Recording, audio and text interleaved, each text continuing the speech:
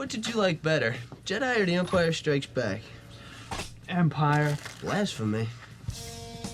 Empire had the better ending. I mean, Luke gets his hand cut off, finds out Vader's his father, Han gets frozen, taken away by Boba Fett. It ends on such a down note. I mean, that's what life is, a series of down endings. All Jedi had was a bunch of Muppets.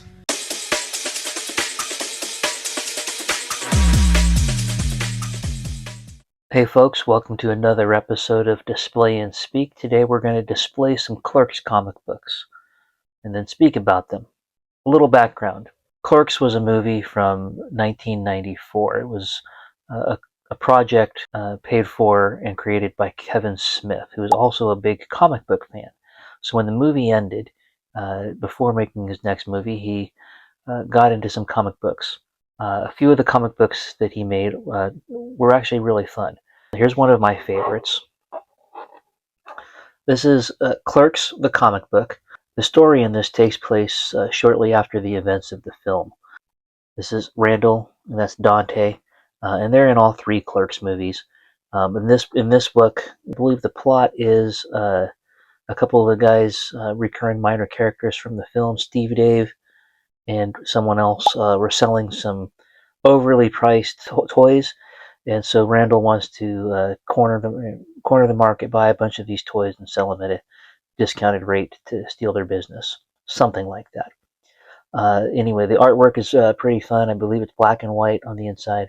This was 1998, so a few years after the 1994 movie.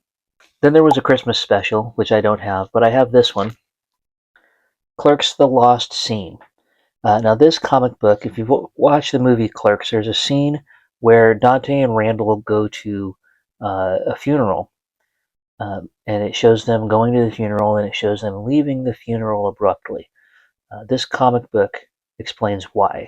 Now the scene itself was never filmed, but I believe it was storyboarded, and they used those original storyboards to write this book. It is as vulgar as the movie.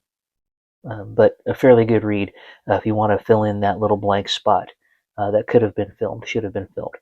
There's some self-referential lines in here when Jay and Silent Bob are discussing the writer of the book, which is Kevin Smith, and how he's no Alan Moore, but the artwork is better than John Byrne.